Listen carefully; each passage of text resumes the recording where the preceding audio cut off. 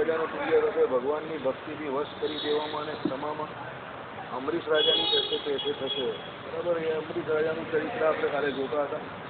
હવે આગળ જોઈએ. ભગવાનના દાસપણામાં મારુતિને તુલ્ય થશે, કરવા યોગ્ય અને ન કરવા યોગ્ય એવો બોધ કરનારા નીતિશાસ્ત્રમાં વિદુરજીને સમાન થશે. બરાબર, એટલે ભગવાનના દાસ થવામાં એટલે હવે એ તો પોતે ભગવાન જ છે, પણ એમ કે પોતે કોણ તો ઘનશ્યામ મહારાજ વહની રૂપે જ્યારે ઘરમાંથી બહાર નીકળ્યા ત્યાર પછી એમણે ઘણા ગુરુઓ કર્યા. દાખલા તરીકે યોગશાસ્ત્ર શીખવું હતું તો પહેલાં એમ કે ગોપાલ યોગીને મળ્યા. બરાબર, પછી અહીંયા આવ્યા મુક્તાનંદ સ્વામી પર પહેલાં ગુરુભાવ રાખ્યો, જ્યાં સુધી રામાનંદ સ્વામી નહીં હતા ત્યાં સુધી. પછી રામાનંદ સ્વામી તો ગુરુ હતા જ. પછી રામાનંદ સ્વામીને ખબર પડી કે આ મારા શિષ્ય તો પોતે સાક્ષાત ભગવાન છે, તો એને એમનો સ્વરૂપનો નિશ્ચય કરાવ્યો, એને ધામમાં મોકલી આપ્યા.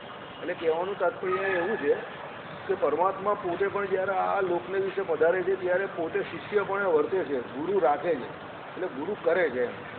એટલે દરેક વ્યક્તિ જે કોઈ પણ માર્ગમાં આગળ વધવું હોય તો એને એક અનુભવી ગુરુ તો જોઈએ, લૌકિક હોય તો અલૌકિક હોય. અને મેં જોયું છે સામાન્ય રીતે પોતાની મહેનતે બાહુબળ આગળ આવનારા માણસ લૌકિક કે અલૌકિક બહુ ઓછા, બહુ જૂજ મળે. અલૌકિકમાં તો કોઈ મળે જ નહીં, લૌકિકમાં પણ બહુ ઓછા હોય કે જે બાહુબળે એમને આગળ આવી ગયા હોય. કોઈને કોઈનો ગુરુ તો એને કર્યા જ હોય ને એના થ્રુ એના અનુભવ થકી જે આગળ વધતા હોય. બરાબર, એટલે અહીંયા ભગવાન એ શીખ આપે છે તો કે હનુમાનજી જેવું દાસપણું એટલે શું છે કે પોતે જે ગુરુ પાસે જશે એ ગુરુના થઈને રહેશે અને એમની પાસે જે કંઈ શીખવાનું હશે એ વિનમ્ર ભાવે શીખશે. ભગવાન શ્રી કૃષ્ણ પણ 1 મહિના સુધી સાંદીપની ઋષિના આશ્રમમાં ગયા અને જે કંઈ વિદ્યા શીખવાની તે શીખી ગયા. પછી વાલ્મીકી ઋષિ પાસે રામચંદ્ર ભગવાન પણ ગયેલા અને વાલ્મીકીની જોડે ફર્યા, વનમાં ગયા, તારકાને મારી. નહીં, વશિષ્ઠ તો એ લોકોના એ ગુરુ વાલ્મીકી જોડે ગયા ને, વિશ્વામિત્ર. હા મૂકું, વશિષ્ઠ તો એ લોકોના એ ગુરુ, કુલ ગુરુ, પુરોહિત. એટલે વાલ્મીકી નહીં, વિશ્વામિત્ર. વાલ્મીકી એ તો પહેલેથી રામાયણ લખી દીધેલું. બરાબર, એટલે વિશ્વામિત્ર સીતા માતા વાલ્મીકીજીના આશ્રમમાં પાછળથી. એટલે આ પરંપરા આપણે ત્યાં ભગવાન જે કોઈ રૂપે આવે છે ત્યારે ગુરુ રૂપે સ્વીકારે છે કોઈને પણ. એટલે એનો મતલબ એવો છે કે જ્યારે ગુરુભાવ કોઈના પ્રત્યે રાખીએ તો સંપૂર્ણ એની આજ્ઞામાં વર્તવું જોઈએ. એટલે અહીંયા દાસ પણ એવો શબ્દ વાપરો છે. હનુમાનજી પણ પોતે એમ કહે કે રામચંદ્ર ભગવાનની આજ્ઞામાં રહેતા હતા, એમ ભગવાન પણ રહેતા હતા. એટલા માટે પછી કરવા યોગ્ય અને ન કરવા યોગ્ય એટલે નીતિશાસ્ત્રની વાત કરીએ એમાં વિદુરજીને સમાન. ભગવાને એમના જીવન ચરિત્રમાં એવા ઘણા ઉદાહરણો બતાવેલા છે કે ક્યાં શું કરવું, ક્યાં શું ન કરવું. પ્રેક્ટિકલ પણ એવા ઘણા એપ્રોચ બતાવેલા જ છે શ્રીજી મહારાજે. શિક્ષાપત્રી વાંચે એમાં પણ તમને ખબર પડે. બરાબર, એટલે એ નીતિશાસ્ત્ર પણ ભગવાને શીખવાડેલું જ છે. શિક્ષાપત્રીમાં રાજા કેવી રીતે વર્તવું એ નીતિ કહી છે. બરાબર, દૂતની શું વાત છે એ પણ બધું કહ્યું છે, દૂતે કેવી રીતે વર્તવું એ પણ કહ્યું છે. અને આ બધું નીતિશાસ્ત્ર ઓલરેડી વિદુર નીતિમાં લખેલું છે. મહારાજે પોતે જ્યારે મંદિરો કરવાના હતા ત્યારે, જ્યારે એમ કે સભા કરવાની હોય ત્યારે, જ્યારે કોઈ રાજાને મળવાનું હોય ત્યારે કેવી રીતે જવું, શું કરવું એ બધું શીખવાડેલું જ છે. બરાબર, આ બાળક વૈરાગ્યની તીવ્રતામાં સુખદેવને સમાન થશે, આત્મવિજ્ઞાનમાં જનક રાજા જેવા થશે. સુખદેવજી જેવો વૈરાગ્ય એટલે શું કે ભાઈ બાળપણથી હજુ તો કેવા માતાના ગર્ભમાંથી બહાર આવ્યા ત્યારથી જ એમ કે માયા મને પકડી ના લે એટલા માટે વૈરાગ્ય કરીને સીધા દિગંબર અવસ્થામાં જ દોડવા માંડેલા. બરાબર, એટલે આવો જોરદાર સુખદેવજીનો વૈરાગ હતો. એવો એમ કે ભગવાન શ્રી હરિનો રહેશે. આત્મવિજ્ઞાનમાં જનક રાજા જેવા. જનકનું કેવું હતું કે ભાઈ એના એક શરીરના એક ભાગ પર એટલે એક હાથમાં ચંદન ચોપડે લગાડે અને બીજા હાથને તરવારથી કાપે તો પણ એને કેવું વર્તતું હતું, સરખું વર્તતું હતું, એક સરખું એક સમાન. એટલે એમ કે આત્મનિષ્ઠા એમ કે એની કેવી હતી, એકદમ દ્રઢ હતી. એટલે આત્મવિજ્ઞાનમાં જનક રાજા જેવા. પેલી સુલભાનું લખેલું જ ને, સુલભા નામની પેલી જે સંન્યાસીની હતી તે આવેલી એમની સભાની અંદર જનકની, ને જનકે કહ્યું ને કે ભાઈ તમે મારા ચિત્તને આકર્ષવા માટે પ્રેરો છો, પણ હું એમ કે મારા ગુરુ પંચશીખ પાસે એમ કે દરેક પ્રકારની વિદ્યા ભણ્યો છું, જેને કરીને એમ કે મારું ચિત્ત તમારા વશમાં થતું નથી. બરાબર, ચાલો. અન્ય ભાવનો અભાવ કરીને એક શ્રી કૃષ્ણ સ્મરણરૂપ સત્યાગ્રહમાં પ્રહલાદજીને તુલ્ય થશે. સત્યાગ્રહ એટલે કેવી રીતે સત્યાગ્રહ કે ભાઈ પ્રહલાદજી અને હિરણ્યકશિપુ હિરણ્યકશિપુએ ભગવાનનું નામ ન દે એના માટે પ્રહલાદજી માટે દરેક રસ્તા અપનાવી જોયા, પણ તો પણ સત્યાગ્રહ એટલે શું? સત્યનો આગ્રહ રાખીને ભગવાનનો જ પક્ષ રાખીને પ્રહલાદજીએ ભગવાનનું ભજન કદાપી છોડ્યું નહીં. એટલે ભગવાન અને ભગવાનના ભક્તનો પક્ષ કદાપી આ છોડશે નહીં. બરાબર, એ અહીંયા વાત કરી. આ તમારા શુદ્ધ પ્રકૃતિ પુરુષના વિવેચનમાં કપિલ મુનિને સમાન થશે. કપિલ મુનિએ સાંખ્યશાસ્ત્રનો ઉપદેશ આપ્યો અને સાંખ્યશાસ્ત્રનું જ્ઞાન પ્રકૃતિ પુરુષ સુધી પહોંચેલું છે. એટલે પુરુષ અને પ્રકૃતિ દ્વારા એમ કે આ સૃષ્ટિની રચના થાય છે એવું આ કોણ કહે છે? સાંખ્યશાસ્ત્ર કહે છે. એટલે શું કહ્યું અહીંયા કે ભાઈ પ્રકૃતિ પુરુષના વિવેચનમાં, એટલે જ્યાં સુધી માયાની વાત આવે, માયાના જે એમ કહે કે 24 તત્વોની વાત આવે, અને એમાં કપિલ ભગવાને એમ કહે કે માયાના 24 તત્વોનું બહુ આબેહૂબ વર્ણન કરેલું છે પોતાના સાંખ્યશાસ્ત્રમાં. બરાબર, શ્રીજી મહારાજ આ બધું વર્ણન વચનામૃતમાં પોતે બોલેલા જ એમાં કરેલું છે. સત્સંગી જીવનમાં સતાનંદ સ્વામીએ શ્રીજી મહારાજની વાણી દ્વારા એ બધા આલેખો એટલે બધા પ્રવચનો અંદર લખેલા છે કે મહારાજ કેવી રીતે 24 તત્વોનું નિરૂપણ કરતા હતા. એ પ્રમાણે અહીંયા પ્રકૃતિ પુરુષના વિવેચનની વાત કરી. દોષનો ત્યાગ કરવામાં અને ગુણ ગ્રહણ કરવામાં દત્તાત્રેય મુનિને સમાન થશે. ભાગવતમાં દત્તાત્રેય ભગવાનનું પણ ચરિત્ર આવે છે. દત્તાત્રેય ભગવાન શું કરતા હતા કે ભાઈ પોતે એમ કહે કે કેવા પરમહંસ હતા, એટલે પરમહંસની જેમ ફરતા હતા. પાકા વૈરાગી, પાકા ત્યાગી હતા. અને દત્તાત્રેય ભગવાને એવું વિચારેલું ને એવું રાખેલું પોતે શું કે ભાઈ ભગવાનની દયાથી પોતે જ ભગવાન હતા, તો પણ પરમહંસ એટલે શું? જે કંઈ પ્રાપ્ત થાય એ બધું ગ્રહણ કરી લેવું ને એમને સમસ્થિતિ વર્તતી હતી. પરમહંસોએ કેવી રીતે વર્તવું એ બધું દત્તાત્રેય ભગવાને અને ઋષભદેવ ભગવાને શીખવાડ્યું. કપિલ ભગવાને પણ શીખવાડ્યું. જે મળે એ બધું સરખું, કોઈ ગમે તે કે એનો ગુણ જ ગ્રહણ કરવો. અને શું કહ્યું બીજું? ગુણ ગ્રહણ કરવો. અને બીજું શું કહ્યું? દોષનો ત્યાગ કરવો. જેનો કોઈ દોષ હોય એ ગ્રહણ ન કરવો, અને પોતાના દોષ હોય એનો ત્યાગ કરવો, અને બીજાના ગુણ ગ્રહણ કરવા. દત્તાત્રેય ભગવાને ગણિકા જેવી વ્યક્તિ હતો એનો પણ ગુણ લીધેલો કે ભાઈ આનામાં જે આશા અને ઉમંગ છે એ લેવા જેવા છે. એક ગણિકા તૈયાર થઈને બેઠેલી ગ્રાહકની રાહ જોઈને, બરાબર, અને સાંજની બેઠી તો સવાર થઈ ગઈ તો પણ કોઈ ગ્રાહક આવ્યો નહીં, અને પછી છેલ્લે સૂઈ ગઈ, અને પાછી બીજે દિવસે પાછી એ જ તૈયાર થતી હતી.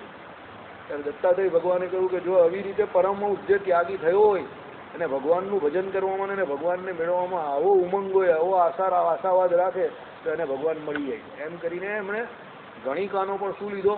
ગુણ લીધો. બરાબર, ચાલો. આ કુમાર અસુર સર્ગ થકી ભય પામવામાં યુધિષ્ઠિર રાજાની ઉપમા લાયક થશે. અહીંયા અસુર્ગ સર્ગ થકી ભય પામવામાં, અસુર સર્ગ એટલે આસુરી જે સંપત્તિ છે તે. ધર્મદેવ હંમેશા દેવી સંપત્તિએ યુક્ત વર્તતા હતા. બરાબર, ધર્મદેવ વર્તતા હતા એ પ્રમાણે અહીંયા કોણ વર્તતા હતા? ધર્મરાજા યુધિષ્ઠિર પણ વર્તતા હતા. બરાબર, યુધિષ્ઠિરનું નામ અહીંયા એટલા માટે દીધું કે ભાઈ યુધિષ્ઠિરે પોતાના જીવનકાળ દરમિયાન એક જ વસ્તુનું ધ્યાન રાખ્યું. શું? કે જાણે કે અજાણે આપણાથી કોઈ અપરાધ ન થઈ જાય. આપણું કોઈ પણ કાર્ય કે આપણું કોઈ પણ ચરિત્ર એવું ન હોવું જોઈએ કે જે આસુરી કહેવાય. એટલે અસુર સર્ગનો હંમેશાને માટે એમણે ત્યાગ રાખ્યો. અસુર સર્ગ કોને કહેવાય?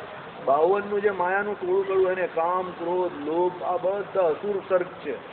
બરાબર, રાવણને આ બધા અસુર સર્ગ હતા તે બધાએ ઘેરી લીધેલો. કંસને આ બધા અસુર સર્ગોએ ઘેરી લીધેલો. એને કરીને એ લોકોનું શું થયું? અધોપતન થયું. એટલે આ અસુર સર્ગ જે છે, બરાબર, આ બધી આસુરી શું કહેવાય? સંપત્તિ, સંપદા કહેવાય. સંપદાનો અર્થ અહીંયા કેવો લેવો? લક્ષણ, ગુણ તરીકે લેવો. એ આસુરી જે લક્ષણો છે એના થકી હંમેશા જે મુમુક્ષુ છે એ હંમેશા ભયને પામે. ભાઈ એ પોતે એ બધાથી દૂર જ રહે કાયમ માટે, અને એવા જે લોકો હોય એનો પણ એ કદાપી સંગ કરે જ નહીં. બરાબર, એટલા માટે અહીંયા શું કહ્યું? અસુર સર્ગ થકી ભય પામવામાં યુધિષ્ઠિર રાજાની ઉપમા લાયક થશે. દયાળુતા અને ઉદારતામાં રંતિદેવ રાજાને તુલ્ય થશે. રંતિદેવ રાજાને કેટલા ઉપવાસ થયેલા? 49 ઉપવાસ થયેલા. અને પછી પણ એમને જ્યારે જમવાનું મળ્યું અને સામે કોણ આવ્યું? કોણ આવ્યું પરીક્ષા કરવા માટે? કોણ આવ્યું?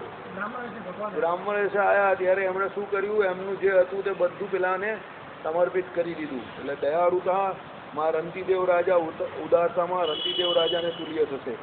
આ બાળક વિષ્ણુનું પારમ્ય એટલે નિશ્ચય બોધ કરવામાં નારદ મુનિને સમાન થશે. બરાબર, કેમ નારદ મુનિનું નામ લખ્યું અહીંયા? નારદજીને જે મળ્યા એ બધાને નારદજીએ ભગવાનનો શું કરાવ્યો? પહેલા નિશ્ચય કરાવ્યો, ભગવાનના સ્વરૂપનું જ્ઞાન આપ્યું, ભગવાનના સ્વરૂપનો નિશ્ચય કરાવ્યો. ભગવાનના સ્વરૂપનો નિશ્ચય કરાવ્યો એટલું જ નહીં, ભગવાનના સ્વરૂપનો નિશ્ચય કરાવીને ભગવાનને કેવી રીતે મેળવી શકાય, એની ઉપાસના કેવી રીતે થાય, મંત્ર કેવી રીતે જપાય, બરાબર, સાધન કેવી રીતે સિદ્ધ થાય, બધું એમણે શીખવાડ્યું.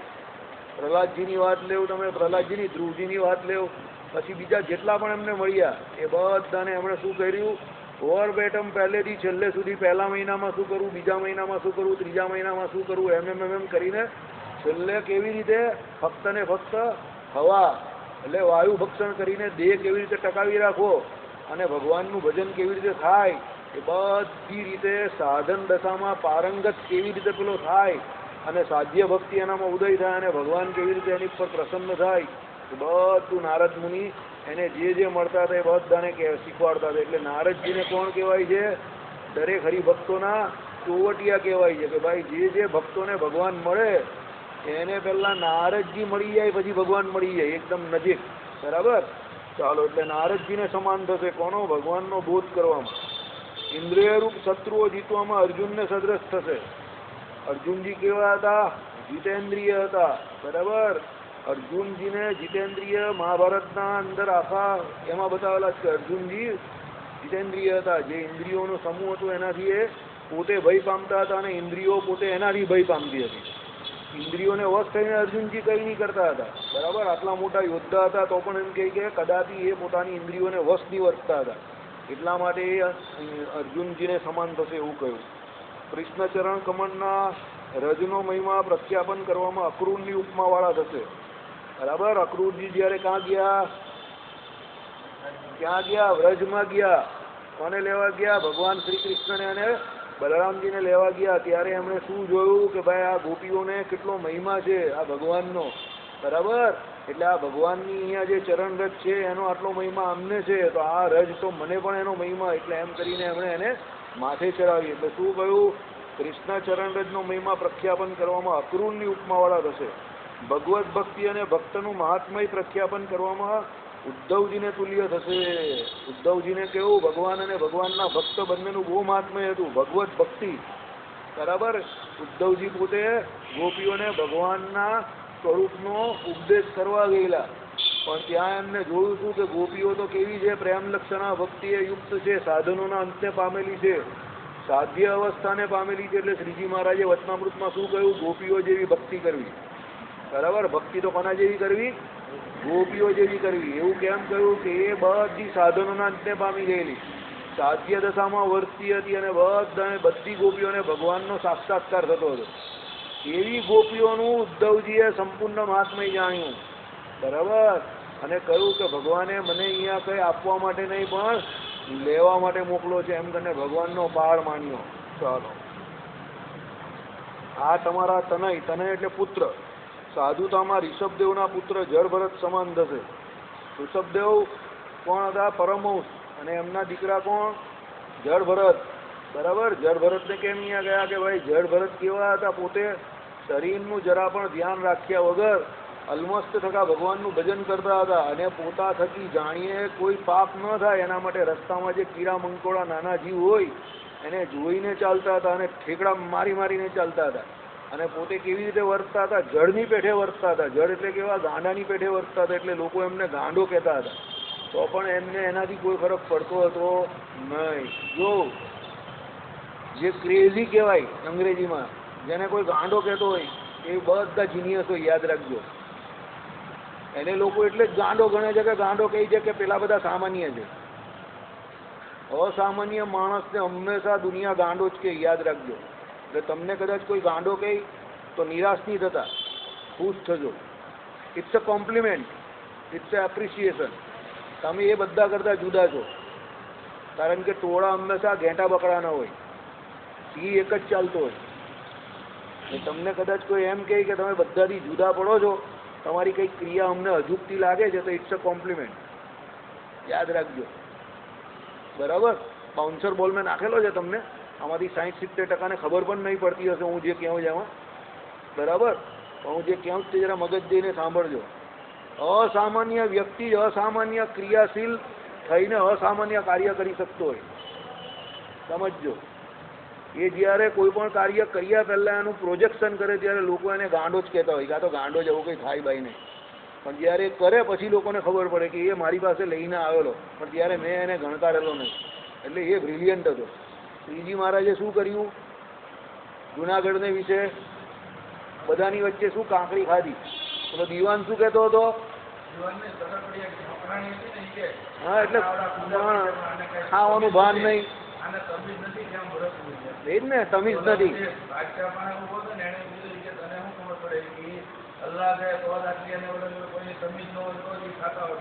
એટલે અસામાન્ય વ્યક્તિ અસામાન્ય કામ કરી શકે. સામાન્ય વ્યક્તિ તો સામાન્ય રીતે જીવ્યા કરે. આમ કરીશ તો પેલો કઈ બોલશે ને પેલો, એમ લોકોનો ફિકર કરવામાં આખી જિંદગી નીકળી જાય. સમજો, તમે તમારી વાતમાં ફોર્મ હોવા જોઈએ અને સાચા હોવા જોઈએ. લોકોની ચિંતા નહીં કરો. લોકો તો કંઈ ને કંઈ કહેતા જ રહેવાના છે. સમજો, લોકોની ચિંતા કરવા ગયા એટલે સમજી લેજો તમે તમારા આનંદમાં અને તમે તમારી જિંદગીમાં વિક્ષેપ પાડી દીધો. યાદ રાખજો, પબ્લિક, તમે કઈ પબ્લિક માણસ નથી. કઈ તમારી પગે બોર્ડ નહીં માર્યું કે પબ્લિક ક્લાસના માણસ. તો આપણા બધા વ્યક્તિની અલગ અલગ ખામીઓ અને અલગ અલગ ખૂબીઓ છે, અને આપણે બધા અલગ અલગ વ્યક્તિઓ છે, અને આપણા બધાના સ્વભાવ, રહેણી કહેણી બધી થોડી થોડી અલગ અલગ હોય. એમાં ઘણી બધી વસ્તુ મેટર કરતી હોય. એટલે એ બધી ચિંતા નહીં કરવાની કે કોણ શું કહેશે મને. તમને જ્યારે જે ઠીક લાગે એ કરી નાખવાનું. મતલબમાં મર્યાદામાં રહેવાનું. પણ તમને એવું લાગે કે આ મને લાગે છે કે આ ઠીક છે, બીજા ભલે ગમે તે કહેતા હોય, તમને ઠીક લાગતું હોય, કોન્ફિડન્સ હોય તો કરી દેવું. હવે હું ભલે આ કહું છું, પણ આવું કરવું સહજ નથી. એ પણ તમને કહું, અઘરું કામ છે. બધા આવું કરી નહીં શકતા. કારણ કે સામાન્ય રીતે માણસ, નાગરિક શાસ્ત્રમાં આવતું તે પ્રમાણે માનવી સામાજિક પ્રાણી છે. શું કહ્યું હોય? સામાજિક પ્રાણી છે. એ મેં મારા સાહેબને ત્યારે જ પૂછેલું, મેં કહું આમાં સાહેબ આને પ્રાણી કેમ કહ્યો? તો કે પ્રાણી એટલે માણસને કહું ના, મને માનવી સામાજિક, માનવી આગળ કહ્યું જ છે, તો પછી સામાજિક પાછળ પ્રાણી કેમ લગાવ્યું? એટલે મને લાગે છે આમાં કંઈ પ્રાણીવાળા લક્ષણ હોવા જોઈએ. તો કે બેસની ભાઈ મારાથી આટલું માન સમજાવે, તું ભાઈ નવું ઘટકરું કા પૂછાડે છે? કહેવાનો મતલબ સામાન્ય વ્યક્તિ જે લોકો કરે એ કર્યા કરે, પેલા પ્રાણીઓની જેમ. એક જાય તો પેલા ચોકના મામાની એમ બધા પાછળ ગુનગુના કરતા ચાલ્યા જ કરે. પૂછે જ નહીં પેલાને કાં જાય છે. એ પેલા આગળવાળાને ખબર કાં જાય છે, પાછળવાળા ચાલ્યા જ કરે. 100માંથી 80 માણસને પૂછો કે એ ક્યું કિયા, તે કંઈ નહીં ખબર, બધા કરે જ ને મેં કહ્યું, આવી વાત હોય. બરાબર, એ બધા ખોવાઈ જાય, એના કોઈ નામ નિશાન મળે નહીં. પણ જે એવો સવાલ કરે કે આ બધા કરે જ મારે કેમ કરવું, જેણે એવો સવાલ કર્યો ને એનો જવાબ શોધ્યો, એ બધા હિટ હે ફીટ હે. સમજી જજો. એટલે એવી કરવાની પહેલા જીગર જોઈએ. ત્રેવડ તો પછી આવે, પહેલા જીગર જોઈએ, હિંમત જોઈએ, તો અસામાન્ય થવાય. એ જીગર બહુ ઓછા લોકોમાં હોય છે. બરાબર, એટલા માટે અહીંયા શું કહ્યું તે સાંભળો કે ભાઈ તમારા તનય સાધુતામાં શું કહ્યું, ઋષભદેવના પુત્ર જળભરત સમાન થશે. તો જળભરત પહેલા તો રાજા જ હતા ને, પણ એમનામાં એ ગટ્સ હતા એવા, તો મને લોકો ગમે તે કે મારે મારો મોક્ષ કરવાનો છે, બાકી બધું તેલ પીવા જાય. એટલે એ તો વેદાંતના પારંગત હતા, તો પણ ગાંડાની જેમ કરતા. એ કહે કે બધું શીખીએ ને પછી આ લોકો પછી પેટીયું રડવા માટે પાછા યજમાન વૃત્તિ કરવા મોકલશે. એના કરતાં આ બબાલ જ નહીં કરવી. જે ભગવાનની ઈચ્છાથી જે મળે છે ઠીક છે. એટલે એના માટે બહુ જીગર જોઈએ. બરાબર, ને એ જીગર હોય ને એ જ માણસ કંઈક કરી શકે. મોક્ષ મેળવવા માટે પણ જીગરનું કામ છે, યાદ રાખજો. હિંમત જોઈએ. આ જીગરની વાત નહીં કરતો પાછા, બધા અહીંયા નહીં જોતા પાછા કે જીગર જોઈએ તો આ જીગર તો એક જ છે, ભાઈ બધા લઈ જાઓ તો એનું શું થશે? બરાબર, એટલે આ જીગરની વાત નહીં કરતો, હિંમતની વાત કરું છું. તુકારામજી જોઈ લો કે નરસિંહ મહેતા જોઈ લો કે મીરાબાઈ જોઈ લો કે પરબતભાઈ જોઈ લો કે દાદા ખાચર જોઈ લો કે પછી પંચાળાના આપણા જીણાભાઈ કે પછી આપણે ખટવાંગ રાજા માચા ખાચરની જે વાત કરીએ એ જોઈ લઉં કે અભયસિંહ રાજા જોઈ લઉં, એબલ ખાચર, આ બધા જીગરવાળા માણસ હતા. લોકો તો બધા એ સમય પર પણ વાત ઉડાડતા હતા કે સ્વામિનારાયણે દાદા ખાચરની બહેનો જોડે શું રાખેલું છે, જય સ્વામિનારાયણ, આવું કહેનારા એ સમય પર પણ હતા લોકો. બરાબર ને? તો પણ દાદા ખાચરને વિશ્વાસ હતો કે આ ભગવાન છે. હા,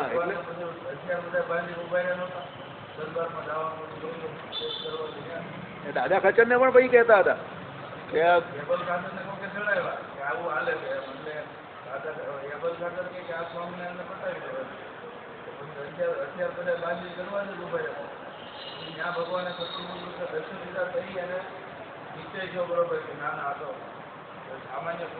એટલે કહેવાવાળા બધું કે સમજ્યા, આપણો નિશ્ચય કેવો છે, આપણે શું કરવું એ આપણે નક્કી કરવાનું. કહેવાવાળા તો બધું કે અત્યારે પણ કહી છે. બરાબર. ચાલો, આત્માનું જે ચિંતન કરનારા અનેક ત્યાગી મંડળોએ પરિચર્યા કર્યા છે, ચરણ કમર જેના એવા થશે. શું કરનારા છે? આત્માનું જે ચિંતન કરનારા. બરાબર. અનેક ત્યાગી મંડળોએ પરિચર્યા કર્યા છે, ચરણ કમર જેના, એટલે જે પોતે પોતાના આત્મામાં રમણ કરનારા છે. કોના જેવા? આપણા શ્રીમદ ભાગવતના સુખદેવજી જેવા, કે સદા આત્માનું રમણ કરતા હતા તો પણ ભગવાનના ચરિત્રનું ગાન કરતા હતા. બરાબર. એટલે એવા જે ત્યાગીઓ છે એના માટે આ ભગવાનના ચરણ કમર કેવા થઈ જશે? એકદમ વરદાનરૂપ થઈ જશે. જિજ્ઞાસુ જનોએ પૂછેલા નાનાવિધ પ્રશ્નોના પ્રકૃષ્ટ ઉત્તરો આપવામાં. આ તો યાર હદ કરી નાખી છે આમાં તો. ભગવાન વચનામૃત વાંચે ને એને ખબર પડી જાય. ભલ ભલા એવા સવાલ આવે ને, સવાલની સમજ પડે. વચનામૃતમાં અમુક સવાલ એવા છે કે તમને સવાલ જ નહીં સમજ પડે, જવાબ આપવાની તો વાત જ છોડો. બરાબર. હવે એ સવાલ એટલા અઘરા, એના જવાબ ભગવાને એવા સારી રીતે આપેલા છે, એ જવાબ વાંચો ત્યારે તમને થાય કે આ કામ ભગવાન સિવાય બીજું કોઈ કરી નહીં શકે. એવા જવાબ આપેલા છે, મસ્ત જવાબ આપેલા છે. અને વચનામૃત જેને સમજ પડી ગઈ ને, જય સ્વામિનારાયણ, એનું કામ થઈ ગયું. પણ વચનામૃત એમ એટલું જલ્દી સમજ પડે એવો ગ્રંથ નથી. સર્વશાસ્ત્રનો સાર છે ને એમાં બધા પ્રમાણો આપણા સનાતન સંસ્કૃતિના બધા સત્શાસ્ત્રોના છે. એટલે સર્વ સત્શાસ્ત્રનો સાર છે. એટલે સર્વ શાસ્ત્રમાં એને થોડું થોડું સાંભળવું હોય, સમજો હોય, વાંચ્યા હોય ને પછી વચનામૃત વાંચે તો ખબર પડે. આપણા કેશવ પ્રસાદ દાસજી, એમના એક ગુરુ કે આચાર્ય ત્યાં મેલકોટમાં હતા, એમણે એને શિક્ષાપત્રી વંચાવીને વચનામૃતના સવાલ જવાબ વંચાવ્યા. જવાબ વાંચ્યા પછી પેલા સામેથી એમણે ફોન કરીને કહ્યું કે આ નક્કી પરબ્રહ્મના શબ્દ છે, આ કોઈ સામાન્ય વ્યક્તિના શબ્દ નથી. પછી કેશવ પ્રસાદ દાસજીએ કહ્યું કે આ ભગવાન શ્રી કૃષ્ણનો અવતાર જે છે, શ્રી કૃષ્ણનો બીજો અવતાર, એ જ સ્વામિનારાયણ અમારા ઈષ્ટદેવ છે. ના, ભગવાન જ છે. એમને તો ખબર જ નહીં હતી કે સ્વામિનારાયણ કોણ છે, સમજો. તો પણ ભગવાનના શબ્દો સમજીને એમને સાંભળીને એમને લાગ્યું કે આ નક્કી પરબ્રહ્મના શબ્દ છે, બીજા કોઈ સામાન્ય વ્યક્તિના શબ્દો નથી. બરાબર. એટલે શું છે, ભગવાને વચનામૃતમાં કહ્યું ને તેવું કે અમે જેવું બોલીએ એવું બીજાથી તો બોલાય પણ નહીં, એવા શબ્દ પણ ના પડે. બહુ અઘરું કામ છે. શાસ્ત્રોના શબ્દ સાંભળવા, શાસ્ત્રોના શબ્દ વાંચવા, શાસ્ત્રોના શબ્દ જેવા છે તેવા બોલવા. જગતના જેવા થાય એવા શાસ્ત્ર ના થાય, પણ એના માટે શું એવો પ્રયત્ન કરવો પડે. ના તો ભગવાન છે સાક્ષાત, એની તો વાત જ કા કઈ થાય. બરાબર. ચાલો, ઉત્તરોત્તર યુક્તિનો ઉપન્યાસ કરવામાં બૃહસ્પતિને સદ્રશ થશે. શું? બૃહસ્પતિ બુદ્ધિના ગુરુ છે. બરાબર. ગુરુ એ કોણ છે? બુદ્ધિના ગુરુ છે. બહુ બુદ્ધિવાન માણસ હોય એને શું કહે કે ભાઈ એનો ગુરુ બહુ સારો છે. બરાબર. દેવતાઓના ગુરુ છે ને દેવતાઓને કોઈ પણ મુસીબત આવે તો તમે જોશો કે એ લોકો જાય બૃહસ્પતિ પાસે, જાય કોની પાસે? દેવતાઓના ગુરુ પાસે, અને એ કંઈક એને હલ આપે. બરાબર. ઇન્દ્ર પણ પોતે જાય.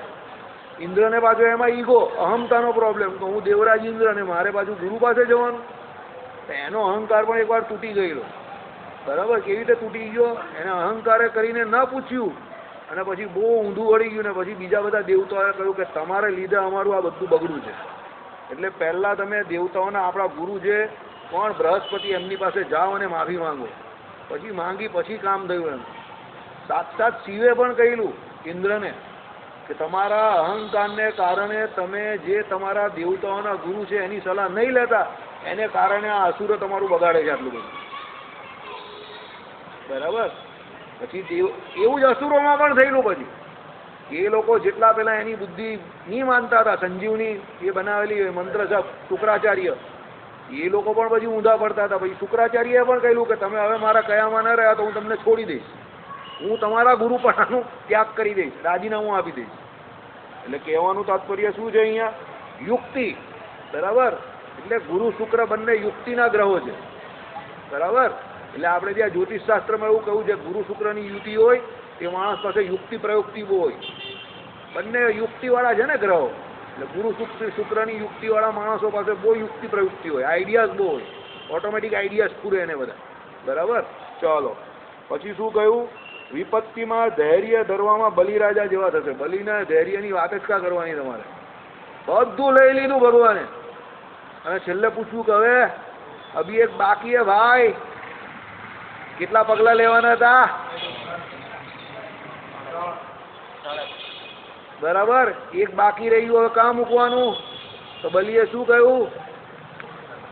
માથા પર મૂકી દેવું.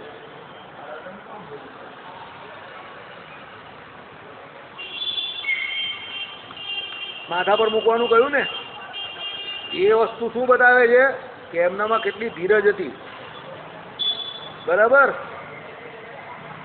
અમુક ઘડી પહેલા એ બલિ ત્રિલોકીના રાજા હતા, અને અમુક સમય પછી એ હાવ રસ્તામાં આવી ગયેલા. તો પણ ભગવાને કહ્યું હવે ભાઈ હજુ એક મૂકવાનો જ પગ બાકી છે, એ કાં મૂકું, નહીં તો શ્રાપ દઈશ. એમણે બુદ્ધિ વાપરીને શું કર્યું? પોતાનું માથું ધરી દીધું. આનું નામ ધીરજ કહેવાય. ધીરજની કસોટી હંમેશા કપરા સમયમાં જ થાય. બાકી આમ તો બધા બહુ કંઈ મારામાં બહુ ધીરજ છે. કપરો સમય આવે ત્યારે ખબર પડે કે એનામાં કેટલી ધીરજ છે. બરાબર, ધૈર્યનો અર્થ શું થાય? શાંત રહેવું, પોતાની સ્થિતિમાંથી, મનસ્થિતિમાંથી પડી ન જવું, એનું નામ ધૈર્ય કહેવાય. અને જે કઈ પરિસ્થિતિ જેવી છે તેવી એક્સેપ્ટ કરી લેવાની. લૌકિક દ્રષ્ટિએ તમારે ઉદાહરણ જોવું હોય તો મહેન્દ્રસિંહ ધોની બહુ ભારી ધીરે છે. મેચ આખી હારી જતો હોય તો પણ મેં એકાદ બે વખત જોયું છે, અને મોટા માણસો પણ કહ્યું છે આખી મેચ હારી ગઈ હોય, બધું હારી ગયું હોય, એના મોઢા પર એક્સપ્રેશન નહીં દેખાય તમને. હારી એટલે સીધો ચાલ્યો જ જાય. સાધુ માણસ, એક માણસ તો કે આ સાધુ માણસ છે, એના ચહેરા પર એક્સપ્રેશન જ નથી આવતા. ભારી ધીરજ. બરાબર, આ ધૈર્ય નામનો ગુણ છે ને બહુ ઓછા માણસમાં હોય. અને યાદ રાખજો, એવું નહીં કે મોટામાં હોય. અરે મોટાની ધીરજ બહુ ઓછી હોય. અમે માર્ક કરેલું છે. કેમ? એને બધું સારું સારું જોયું હોય. ગુમાવવાની કેપેસિટી એની હાવ ઘટી હોય, કારણ કે ગુમાવ્યું જ નહીં હોય. અને ઓચિન તો કંઈક કસ્તરી આવી જાય એટલે ભાઈ તરત જ અકળાઈ જાય. નાનાનું ધીરજ વધારે હોય, કારણ કે બિચારો ગુમાવતા આવ્યો હોય ને કંઈ ગુમાવવા માટે હોય જ નહીં, એટલે ધીરજ ઓલરેડી વધી જાય. બરાબર, એટલે ધીરજ રાખવી બહુ અઘરું કામ છે. એટલા માટે અહીંયા શું કહ્યું કે ભાઈ વિપત્તિમાં ધૈર્ય ધરવામાં બલિરાજા જેવા થશે. બરાબર, આગળ જઈએ. ભગવાન એવા પણ શ્રી હરિને પરોક્ષપણે કહેતા થકા હવે કેટલાક ભગવાનપણાને સૂચવનારા ચિહ્નો કહે છે. હવે અત્યારે પરોક્ષપણે કહ્યું, હવે ભગવાનપણાના થોડાક ચિહ્ન કહેશે. આ બાળકના પરોક્ષપણે કહેતા થકા એટલે હવે ઇનડાયરેક્ટલી ભગવાનના એ કહેશે ચિહ્નો. ડાયરેક્ટ તો નહીં કહેશે, પણ પરોક્ષ રીતે કહેશે આને ભગવાન, કે આ ભગવાન છે, એના ચિહ્નો બતાવશે. આ બાળકના કરતરમાં પદ્માકાર રેખા, એટલે ચિહ્નોની વાત કરવા માંડી હવે. બરાબર, એટલે પદ્માકાર રેખા એટલે કમળની, એટલે કમળ જેવી રેખા. અંકુશાકાર રેખા, અંકુશ જેવી જે રેખા હોય ને તે અંકુશ કોને કહેવાય ખબર છે અશોકભાઈ? અંકુશ કોને? હા, હાથીને પેલો કંટ્રોલમાં રાખવા માટે પેલો મારે ને તે મહાવત રાખે ને તે. ચક્રાકાર રેખા વિશેષો છે. ચરણતરમાં ઉધ્વ રેખા વગેરે છે. બરાબર, ચક્રાકાર એટલે ચક્ર જેવી રેખાઓ જે છે તે એને ચક્રાકાર કહેવાય. બરાબર, ચરણતરમાં ઉધ્વ રેખા છે. ઉધ્વ રેખા તો બધાને ખબર જ છે, રોજ તમે બોલો જ છો. બરાબર, પેલા પદ બોલો છો એની પાછળ ઉધ્વ રેખા છે.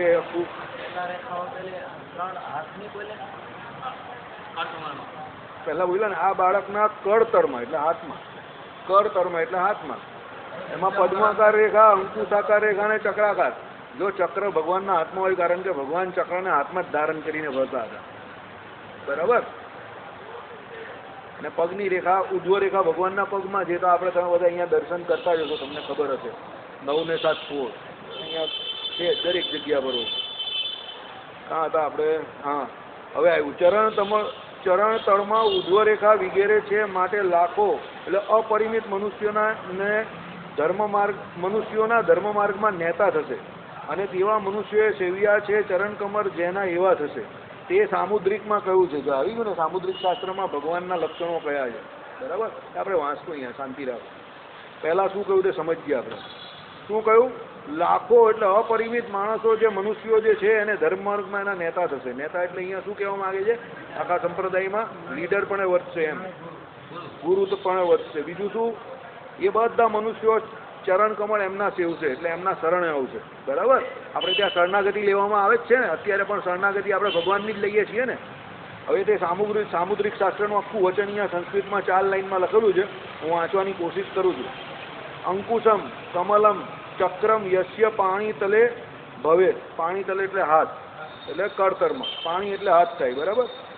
તસ્યમ રાજ્યમ વિનર્દૃષ્ટિમ સમુદ્ર વચનમ યથા ધ્વજ વજ્ર અંકુશ છત્રશંખ પદ્માદસ્તલે પાણી પાદેશુ દ્રશ્યંતે યસ્ય સ શ્રીપતિ પુમાન કત્સ્યો ઉદ્વરેખા ન કરોતિ રાજ્યમ ઇત્યાદિ એમ કરીને જે ઉપર કહ્યું એનું નીચે સંસ્કૃતમાં સામુદ્રિક શાસ્ત્રનું જે આખું લખાણ હતું તે અહીંયા નીચે લખી દીધું, બરાબર. હવે આગળ જઈએ. ઇત્યાદિ એમ કરીને એ ધર્મ આ તમારા સૂત જેમ વિષ્ણુ ભગવાન દેવતાઓનું સદાકાળ કષ્ટ થકી રક્ષણ કરે છે તેમ તમારી નિખિલ કષ્ટ થકી પણ સર્વકાળમાં રક્ષા કરશે. શું કહ્યું કે ભગવાન વિષ્ણુ કાયમ દેવતાઓનું રક્ષણ કરે છે, કારણ કે દેવતાઓને કંઈ પણ મુશ્કેલી આવે એટલે ભગવાન વિષ્ણુ પાસે આવે અને ભગવાન વિષ્ણુ એમની મદદે જાય. એ પ્રમાણે એમ કે તમારી એમ કે રક્ષા કોણ કરશે? આ ભગવાન કરશે. એ ધર્મ બહુ શું કેવું, તમારા આત્મ જ આવા અનંત કલ્યાણ ગુણોના એક આશ્રય થશે. આત્મ એટલે તમારા પુત્ર, બરાબર. એક શું થશે? અનંત કલ્યાણકારી ગુણ એમનામાં હશે.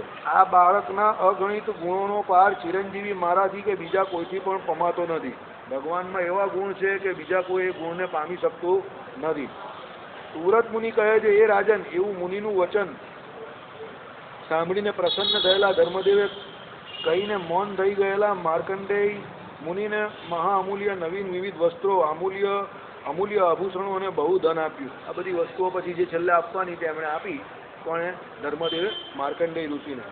મુનિ તેનો પ્રતિગ્રહ કરીને એક દિવસ ત્યાં જ રહીને મનુષ્ય લીલાનું અનુકરણ કરતા તે બાળકૃષ્ણના દર્શનાદિકથી પ્રહર્ષ પામીને બીજે દિવસે ત્યાંથી તીર્થરાજ પ્રયાગમાં પધાર્યા. એટલે એક દિવસ ત્યાં રહ્યા, ભગવાનના લીલા ચરિત્ર એમણે જોયા, ભગવાનના દર્શન કર્યા. કોણે? માર્કંડેય ઋષિ. અને બીજે દિવસે પ્રયાગ ક્ષેત્ર તરફ નીકળી ગયા. એ નૃપ અંડના અધિપતિ પણારૂપ પદવીને પામેલા સત્પુરુષ સમૂહોએ પણ અભિવાંછા કરવા યોગ્ય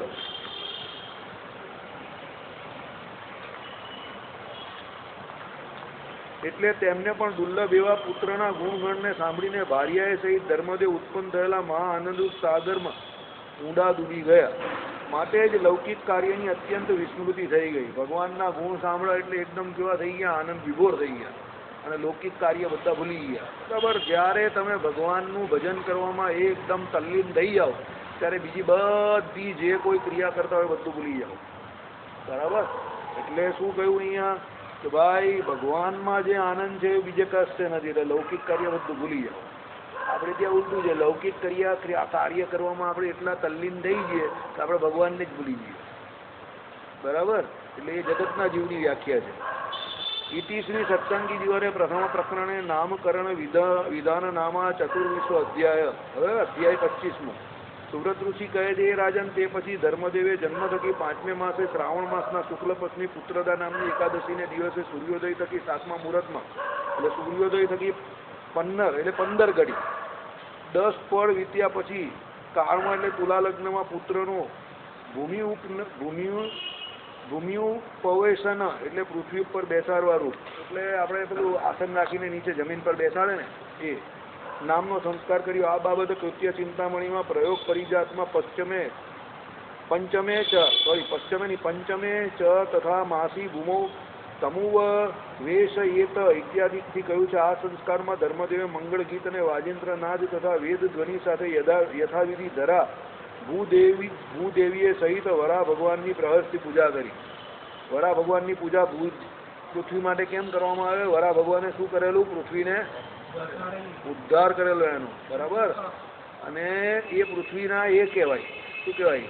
પતિ કહેવાય, એના ભરતા કહેવાય વરા ભગવાન. એટલા માટે વરા ભગવાનને અહીંયા યાદ કરેલા છે, બરાબર.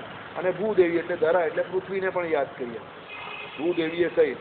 આ વાત પ્રયોગ પરિજાતમાં પદ્મપુરાણ અને વિષ્ણુ ધર્મમાં વરાહમ પૂજ્ય દેવમ પૃથ્વી ચ તથા દ્વિજ ઇત્યાદિથી કહ્યું છે. તે પછી ધર્મદેવે જન્મથી 7મા આસો માસમાં ગુરુવાર અને પૂર્ણા નામની શુક્લ દશમી તિથિના યોગમાં એટલે સિદ્ધિ યોગમાં કુળ દેવાદિકની પૂજા કરીને કુમારનો કર્ણવેદ નામનો સંસ્કાર કરાવ્યો. કર્ણવેદ એટલે કાન જે અંદર છેદન કરાવે ને, બરાબર, એ સંસ્કાર કરાવી દીધો. પહેલાના જમાનામાં માણસને પણ એ કરાવતા હતા, હજુ પણ ગામડામાં હજુ કરાવે છે. હવે અહીંયા પુરુષમાંથી આ નીકળી ગયો, સ્ત્રીઓમાં બહેનોમાં એટલે નાની છોકરીઓને કરાવે છે બધા, પણ એ એને હિસાબે નહીં કરાવતા, એ ફેશનથી કરાવે છે. એટલે નવું નવું નહીં શરૂ થયું, એટલે એ ગંદુ શરૂ થયું છે. ચાલો તેનો શાસ્ત્રદ્રષ્ટ પ્રકાર કહે છે. કર્ણવેદમાં કુશળ કૌશિક એટલે સહી દરજી, સોયથી બમણો દોરો જેમાં પરોવ્યો છે એવી રૂપાની સોય વડે ઇત્યાદિ વેદ મંત્રથી અભિમંત્રણ કરેલા કર્ણને જમણા દાબા અનુક્રમથી વિંધ્યો, એટલે પ્રથમ જમણો અને પછી દાબા કર્ણનો વેદ કર્યો. કર્ણવેદમાં કૃત્ય ચિંતામણીમાં ગર્ગે માસે સસ્તે સસ્તમે વાપ્યમ સ્તમે અસ્તમે માસી વત્સરે કર્ણવેદમ પ્રશંસંતી પુષ્ટયાયુ શ્રી વિવૃદ્ધે એમ કહ્યું છે. બીજા વિધિ તો કૃત્ય ચિંતામણીમાં કહેલા પ્રયોગ થકી સવિસ્તર જાણો. બરાબર. આ બધું તમારે કૃત્ય ચિંતામણીનું વધારે જે કંઈ જાણવું હોય તો આ બાજુમાં ધનસુખભાઈ બેઠેલા છે, એમને કૃત્ય ચિંતામણી આખી મોડે કરેલી છે, એમને પૂછી લેજો. શ્રીપતિ શ્રી